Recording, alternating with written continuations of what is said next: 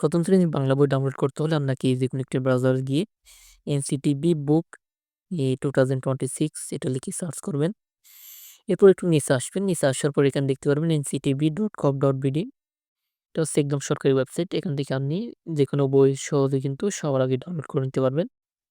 ভিডিওটি সম্পূর্ণ দেখার চেষ্টা করবেন। এখানে উল্টাপাল্টা ক্লিক করলে কিন্তু এখান থেকে ডাউনলোড করতে পারবেন। এখানে পাঠ্যপুস্তক নামে একটা অপশন আসে, ঠিক আছে? এখানের উপর একটি ক্লিক করবেন। 2026 শিক্ষাবর্ষে সকল স্তরের বই।